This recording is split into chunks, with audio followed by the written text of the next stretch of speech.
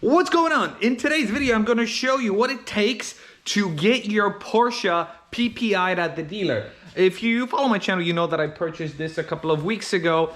And at the same time, I'm contemplating selling this.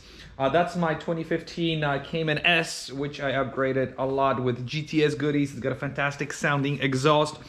But I've decided that it doesn't make sense for me to keep two Porsches. Initially, I wanted to keep this for the track, but this is just too nice to convert to a track rat. I've gotten a couple of people interested in purchasing it, so I'm gonna do them a favor and do the PPI at the dealer for them, and I'm gonna show you exactly what it takes to get the PPI done, and we're gonna be taking what could potentially be one of the last drives in this naturally aspirated flat six.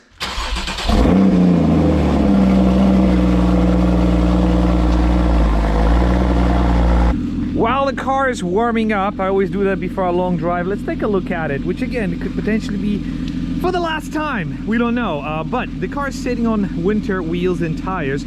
I've got my set of 20-inch Carrera wheels and brand new Michelin Pilot Sport 4 tires in the garage. And these tires and wheels have been fantastic, although I've only driven it maybe twice this winter because I wanted to keep it clean. But these wheels look awesome, and they're very OEM-ish if you take a look at it. Look at it from this side. Sorry about the blue jet over there, but yeah, look, they look very OEM-ish. I recently had it detailed once again by my guy Frankie, so thank you, Frankie.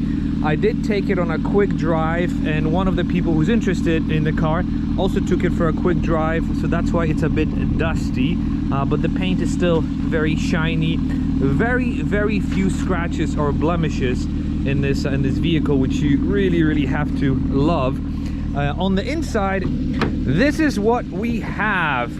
Now, don't mind the shipping returns. I'm running errands for my wife, but this is the interior that I've upgraded. If you recall from the very first time when I unveiled this car on the channel, it had the basic interior from a basic 9-in-1 Cayman S. So it had the basic seats. I've since upgraded to these GT3 4-way seats, which are absolutely amazing. And look, they're virtually brand new, and they have this red deviated stitching. They are fantastic seats. I also upgraded to these GT3 door cards, which are absolutely fantastic. You've got this leather with deviated matching stitching that matches the seats. You've got Alcantara here, leather here. I mean, this is just fantastic. I also did this in Alcantara, which looks super cool. I also did this channel in Alcantara. I also did the center armrest in Alcantara and leather, and I also did this new shift knob in leather, and everything has obviously matching deviated stitching. I put the radio back in. A few people interested in the car wanted me to show that the radio works, so there you go. This is proof that it works. I still prefer it without it, but you know, so be it. And of course, we can't forget about this lovely steering wheel, brand new with, again, deviated stitching. This is the converted steering wheel. I also have my OEM red dials in the back. This is the valve controller for the exhaust. You can keep it open or you can keep it closed. So let's see, now it's quiet. You can actually hear it. I don't know if the camera's gonna pick it up. And now it's open again. Lovely. All right, so I love the sound of my 991.2, but this is just on another level. Hear this.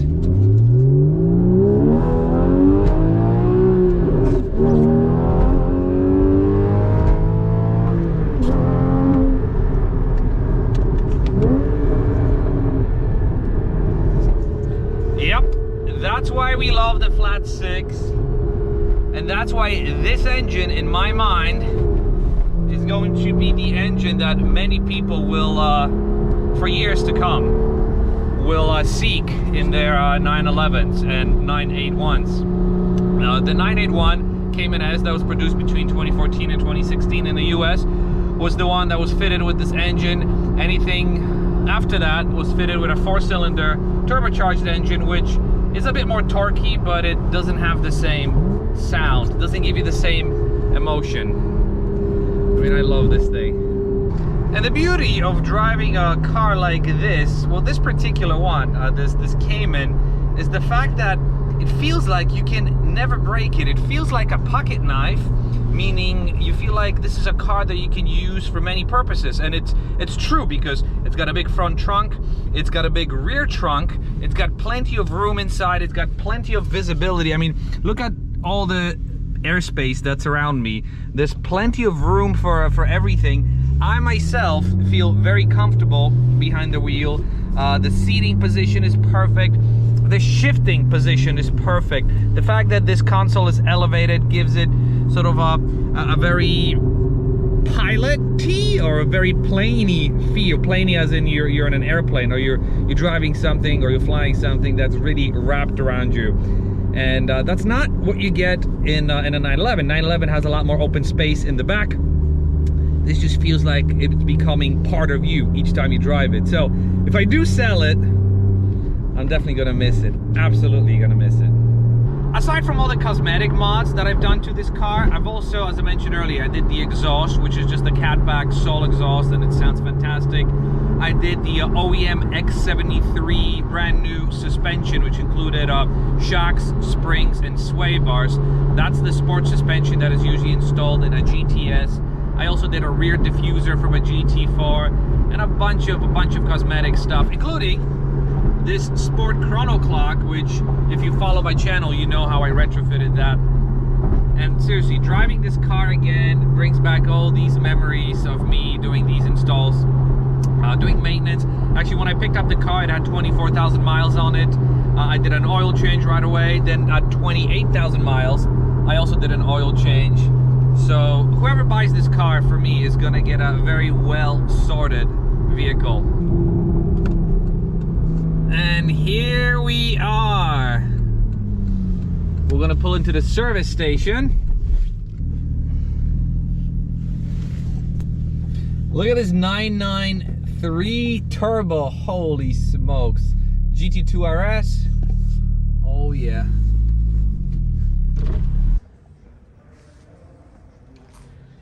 They have a lot of cars on the lot, but let's start with this one. This is racing yellow 911 Targa 4S. Targa, basically, it's a convertible with a glass panel roof and a removable soft top.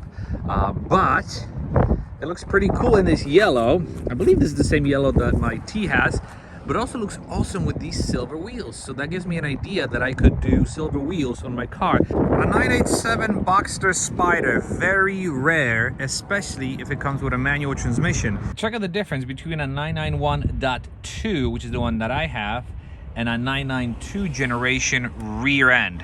So obviously the taillights are different, a lot of different styling cues. Both are sporting a sport exhaust. This one has a rounded exhaust that's sort of spread apart.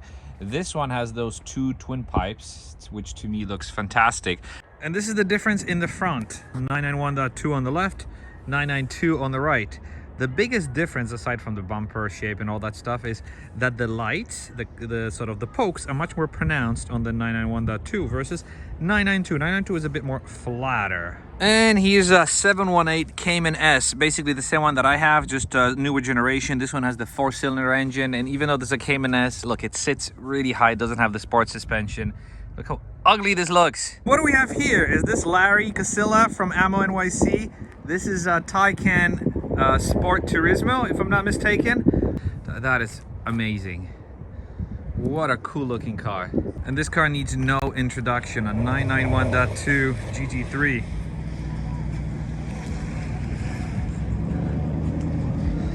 If kids were no object, if I didn't need to haul kids in the back, this would be my daily driver. Well, not with a PDK. Mine will be with a manual. Of course, this 911 Turbo has an appropriate license plate. He's a doctor. Well, not a dentist, but a doctor. This is still one of my favorite Porsches out there. This one does come with a manual. This is the second generation, or the .2, 997.2. You can tell by the larger taillights.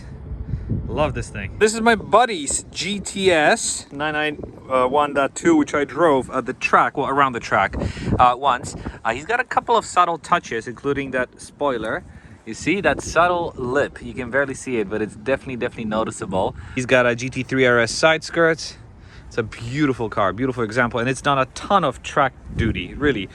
A bunch of track days. Why? Because the guy is also a track instructor.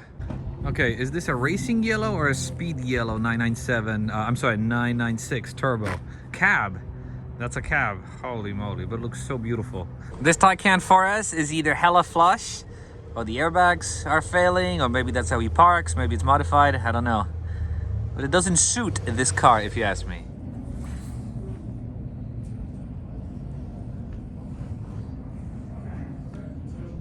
And we're done. I just left the dealer, and first and foremost, I've got to say, it was a very pleasant experience. Minus the fact that it took a little over 2 hours. I was quoted an hour of time. It's a flat rate, so I paid $270 out the door. But it was supposed to take an hour. It took them 2 hours. I don't know why, but it did. I waited. While I waited, as you saw, I looked at a couple of cool cars, and they had a very comfortable waiting area, a lot of good food and snacks. So I munched on that. But I'm gonna pull over now, read you some of the stuff that they found. Not much. And this is what you could expect when you take your car for not a PPI. The dealer actually calls it a safety inspection. They cannot call it a pre-purchase inspection because I am the owner. They call it a safety inspection. So let's pull over and let's inspect the documents. Okay, so I got the goods here. I wanted to enjoy the drive and do it when I get home. But anyways, a couple of issues were found, nothing that I did not expect. So, safety check performed, findings. Driver's headlight is broken. They're referring to a tiny crack in the corner that I've noticed. The car had it when I picked it up, and I thought it was just a mark, but it seems like the corner was broken and someone fixed it. Non-issue, but I did let the potential buyers know about it.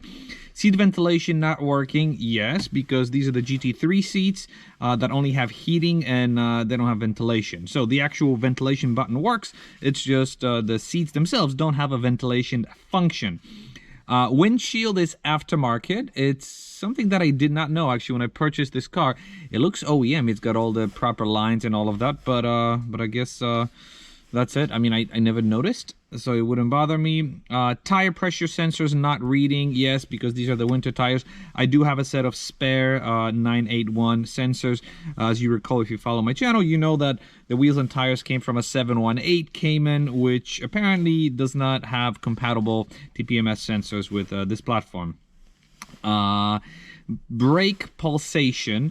It means it when the person stepped on the brake, the brakes were pulsating. But he did tell me it's because the car has been sitting for a couple of weeks, and it has been. So that's the reason. And steering wheel off center needs alignment. That I don't agree with. I drove it on the highway. It doesn't need an alignment. Maybe they meant the fact that it does have an alignment from the last time I went to the track, so there's more negative camber. Maybe that's what it is. And in terms of the rev range report, I've got a whole list. Nothing in the 6 range. There were 59 in the 5 range and 158 in the 4 range, which the person, the service tech, told me, if you take your car to the track, that's to be expected, and that's fairly low when you go to the track. I've only been to the track with this car twice for HPDE, so that's fairly consistent. And at the end, they also gave me this big safety check. Which basically matches with everything that I just shared with you. And this is it. I hope this helps the potential purchasers make a decision. And yeah, I also, I'm very tempted to keep the car because the more I drove it, the more I realized how amazing this car is. So if it sells, it sells. If it doesn't sell, I'll keep it because I mean it's paid off. So yeah, no need to worry about that. But anyways. I hope this was somewhat helpful if you are embarking on a similar PPI or a safety inspection. This is what you can expect. And as always, thank you very much for watching, and I hope to see you in the next video. I'll make another video if I happen to sell this car. I want to compare this to the 911 side-by-side comparison. There are a couple of things I noticed that I did not know that surprised me. So stay tuned for that, and thank you again for watching. Bye-bye.